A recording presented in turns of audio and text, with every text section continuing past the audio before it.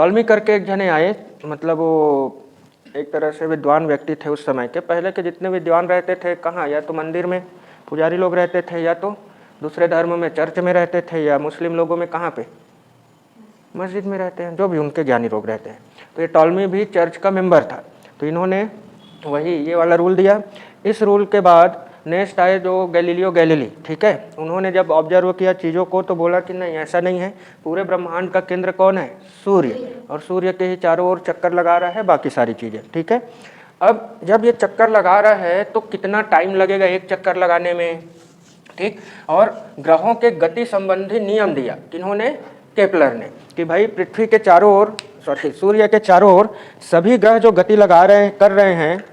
तो नेहा जब घर से आती है, घर से आने के कितने रास्ते हैं,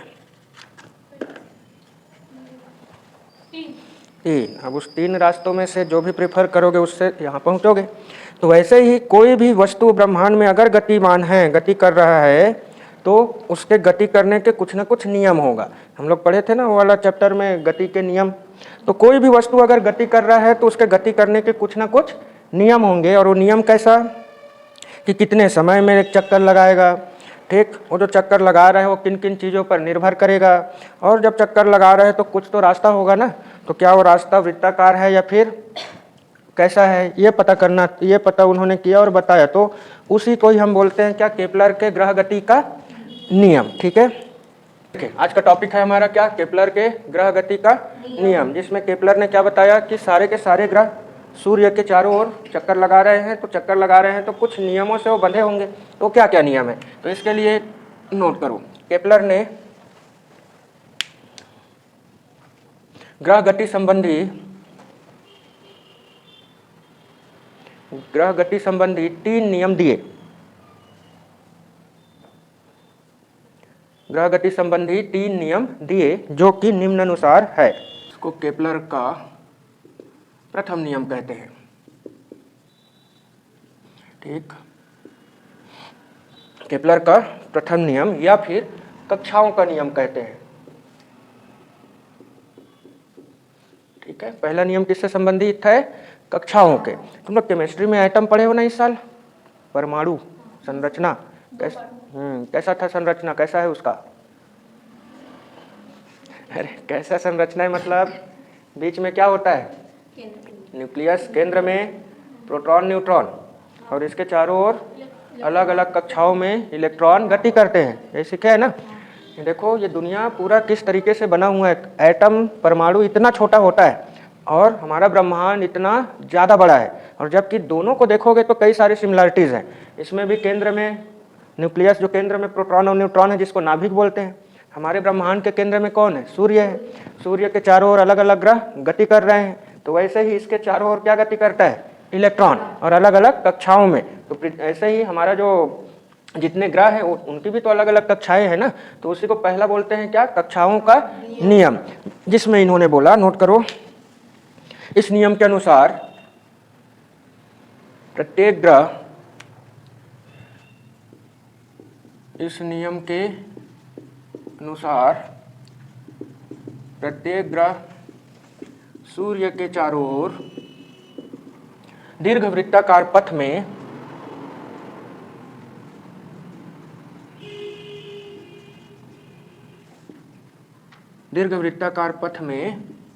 गति करते हैं, ठीक है। तथा सूर्य दीर्घवृत्तीय कक्ष के किसी एक नाभिक पर स्थित होता है, ठीक है। पहला नियम क्या बोला कि सूर्य, पृथ्वी जो है सूर्य के चारों ओर दीर्घवृत्ताकार पथ में गति करता है। और सूर्य कहाँ पे है, तो दीर्घवृत्तीय पथ के किसी कक्ष के किसी एक नाभिक पर। इसका दीर्घवृत्त का मतलब समझते हो, वृत्त कैसा होता है, गोल, जिसका एक केंद्र है और ये क्या है, त्रिज्या। तो ये त्रिज्या का मान हर तरफ क्या होगा, बराबर हर जगह। दीर्घवृत्त बोलेंगे तो कैसा, एलिप्स आकार का, ऐसा, ठीक है। ये दीर्घवृत्त हो गया। ऐसा शेप किसका होता है, इसमें 2 केंद्र होते हैं, एक इधर भी और एक इधर भी, ठीक है। और इन्हीं दोनों केंद्रों से को आपस में आप ज्वाइन कर दोगे ना, तो ये हमारा मेजर अक्ष बनेगा, मेजर एक्सिस, और यहाँ से इसको ज्वाइन करें तो माइनर एक्सिस। ठीक है, मेजर एक्सिस मतलब क्या, क्या बोलेंगे, दीर्घ अक्ष, और इसमें नाम नहीं दिया है, दीर्घ अक्ष बोलते हैं। ठीक है, तो ये जो अक्ष है, इस अक्ष का नाम क्या है, दो ठो अक्ष है ना, देखो एक बड़ा अक्ष है और एक छोटा, तो बड़े वाले को दीर्घ अक्ष बोलेंगे और छोटे वाले को लघु अक्ष बोलेंगे। वेरी गुड, लघु अक्ष।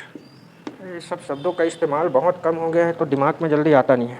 ठीक है, समझ में आया ये लघु अक्ष हो गया, और ये दीर्घ अक्ष, इसको हम नाभि बोलते हैं। इसमें क्या बोलते हैं, वृत्त में केंद्र, तो इसमें क्या बोलेंगे, इसको नाभि। तो किसी एक नाभि पर सूर्य स्थित होता है, या तो इधर या तो इधर, और ये पथ में जैसे पृथ्वी है तो इसके चारों ओर ऐसा गति करते रहेगा। समझ में आया, तो इसी को हम क्या बोलते हैं, दीर्घवृत्त। समझ में आया, और किसी एक नाभि में कौन स्थित होगा, सूर्य। तो ये चित्र तो अपने नॉलेज के लिए बनाना, और मेन इसका फिगर जो है, इसका फिगर आप यहाँ बनाना। ये हमारा सूर्य किसी एक नाभिक पर है, और इसके चारों ओर मान लो ग्रह क्या कर रहा है, गति कर रहा है। ठीक है, चलो बना लो फिगर। और इसी की वजह से ना वो जो ठंडी गर्मी का एहसास होता है, देखो हमारा पृथ्वी सूर्य के ज़्यादा जब करीब जाएगा तो हमको गर्मी का एहसास होगा। अभी ठंडी का दिन है तो ज़्यादा दूर में है ना, तो इसलिए ठंडी का एहसास होगा। ठीक है, समझ आया। बरसात का ये दोनों हिस्सा है, इसमें गर्मी एहसास होगा इतने तक, बीच वाला क्या है, बारिश का, और इधर पे जब आएंगे तो ज़्यादा दूर हो गया तो ठंडी का। ठीक, तो मौसम में जो परिवर्तन होता है, एक तो इसके वजह से, दूसरा पृथ्वी के घूर्णन के वजह से होता है। पहला नियम याद हो गया, दूसरा लिखो, द्वितीय नियम, क्षेत्रफल का नियम। द्वितीय नियम, या इसको क्षेत्रफल का नियम बोलते हैं। पहला नियम तो बोल दिया कि दीर्घवृत्ताकार पथ में गति कर रहा है, और किसी एक नाभिक पर कौन है, सूर्य है, ऐसे। ठीक, और ये ग्रह उसके चारों ओर गति कर रहा है। तो इसका ग्रह का जो गति है ना, जो समय लेता है, वो समय जो है फिक्स रहता है। जैसे मान लो ग्रह एक टाइम पे यहाँ पे है, जनवरी के महीने में, यही ग्रह फरवरी के महीने में यहाँ पहुँच गया। कितना महीना बोला, एक महीना। ठीक है, तो यहाँ से इसको ज्वाइन करो, यहाँ से इसको ज्वाइन करो, तो देखो इसमें एक ये क्षेत्र बन रहा है, पूरा क्षेत्र पूरा। अब यही ग्रह मान लो मार्च में या किसी महीने में यहाँ पे है, और फिर अगले महीने में यहाँ पहुँच गया, सपोज करो। ठीक है, और इसको भी आप ज्वाइन कर दो ऐसे। अब इसका ये क्षेत्रफल बन रहा है पूरा। तो देखो ये जो समय लगाएगा ना, जितना यहाँ से यहाँ गति करने में जो भी क्षेत्रफल होगा, सेम क्षेत्रफल यहाँ भी लगाएगा वो। समझ आया कि क्षेत्रफल का नियम बोल रहा है, समान समय अंतराल में समान क्षेत्रफल की दूरी तय करेगा वो। समझ आया, जिस एक महीने में ये इतना क्षेत्रफल कवर किया, उसी एक महीने में इधर भी उतने ही क्षेत्रफल कवर करेगा। आया समझ में, तो लिखो इसे को। चलो, इस नियम के अनुसार सूर्य से किसी ग्रह को मिलाने वाली रेखा, इस नियम के अनुसार सूर्य से किसी ग्रह को मिलाने वाली रेखा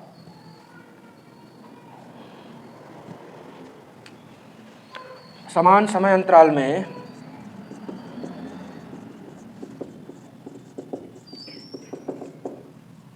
मिलाने वाली, सूर्य से किसी ग्रह को मिलाने वाली रेखा समान समय अंतराल में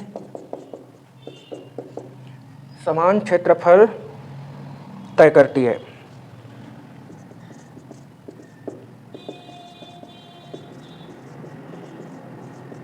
समान समय अंतराल में समान क्षेत्रफल तय करती है।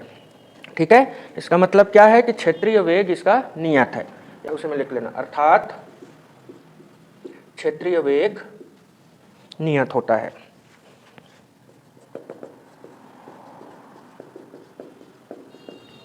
ठीक है, याद भी करते चलना है। पहला नियम किसका था देविका, कक्षा का नियम। क्या बोला बेटा उसमें, बोलो कि जितने भी ग्रह है सूर्य के चारों ओर हाँ, दीर्घवृत्ताकार, मतलब पहले में रास्ते की बात किया, कैसे रास्ते में गति करेगा, और दूसरे में ये बता रहा है कि कैसा समय कितना ले रहा है वो। तो देख रहे हैं समान समय अंतराल में उसका क्षेत्रीय वेग क्या है, नियत है। ठीक है, समान समय अंतराल में समान क्षेत्रफल की दूरी तय कर रहा है, तो क्षेत्रीय वेग उसका क्या हो गया, नियत, या क्षेत्रफल का वेग नियत हो जाएगा। ये चित्र बना लो।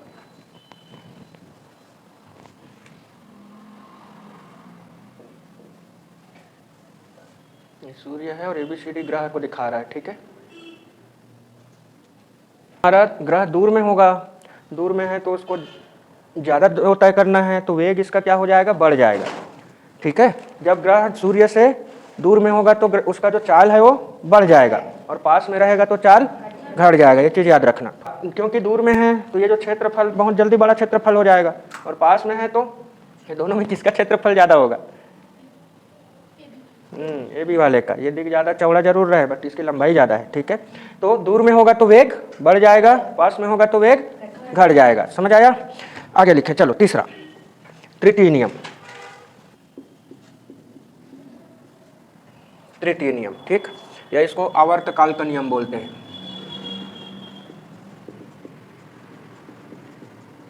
तृतीय नियम या आवर्तकाल का नियम।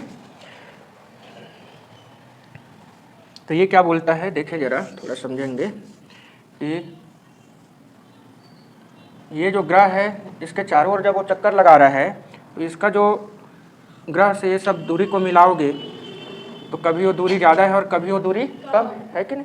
तो इन सभी का ना अगर एवरेज ले लेते हैं, औसत मान, ठीक है, ये जितना भी है सबका औसत मान ले लेते हैं, और उसी को इसका मान लो औसत दूरी जो है त्रिज्या की तरह आर ले लेते हैं। ठीक है, तो यही आर और एक चक्कर लगाने में जो पूरा समय लगाएगा उसको क्या बोलेंगे हम, आवर्तकाल।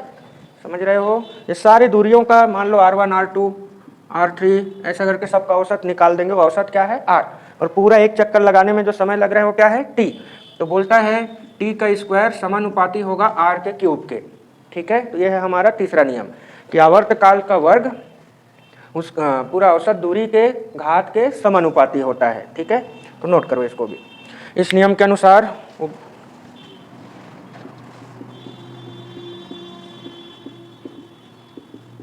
ग्रह का, इसको भ्रमण काल बोलेंगे। भ्रमण मतलब क्या होता है, करिश्मा, घूमना, परिभ्रमण लिखना, परिभ्रमण। अच्छा, भ्रमण मतलब क्या हो गया, और परिभ्रमण मतलब, अच्छा, परि मतलब परि परि मतलब किसी के इर्द गिर्द घूमना, ठीक है, चारों ओर घूमना, तो ये हो गया परिभ्रमण। ठीक, परिभ्रमण काल, टी ले लेना ब्रैकेट में, कैपिटल टी। परिभ्रमण काल का वर्ग सूर्य से ग्रह की औसत दूरी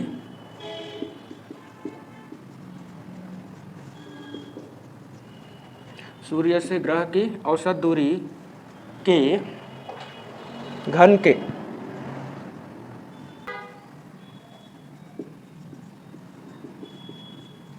समानुपाती होता है। ठीक है, उसमें आगे लिख लेना, यदि परिभ्रमण काल T व औसत दूरी R हो तो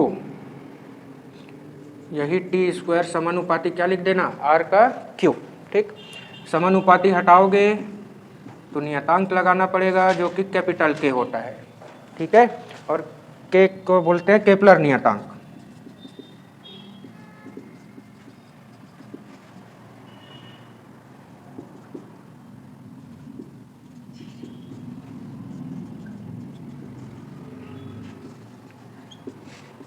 ठीक है समझ में ये? हाँ, तो सूर्य से औसत दूरी का घन और आवर्तकाल का वर्ग दोनों आपस में समानुपाती होता है। ठीक, एक क्वेश्चन आगे और आएगा, जब इनको नहीं देना रहता है तो इसी को सिद्ध करने बोलेगा। ठीक, तो आगे देखेंगे उसको। तो इस तरह से हमारा 3 नियम कंप्लीट होता है।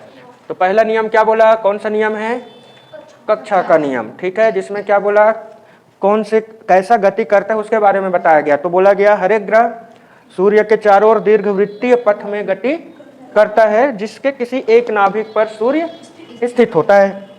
दूसरा नियम क्या है? क्षेत्रफल का नियम। तो क्षेत्रफल के नियम में बोला कि समान समय अंतराल में समान क्षेत्रफल की दूरी को तय करेगा। समझ में आया? जिसका मतलब यह है उसका क्षेत्रीय वेग क्या है? नियत है। और तीसरा नियम क्या बोला? परिभ्रमण काल का वर्ग औसत दूरी के घन के समानुपाती होता है। तो ये इसको तो याद करना बड़ा आसान है, इसको बस याद रखना। तो परिभ्रमण काल का वर्ग औसत दूरी के घन के समानुपाती होता है। समझ में आया? तो यही था केपलर के ग्रह गति का नियम। ठीक, चलो कुछ न्यूमेरिकल करते हैं अब।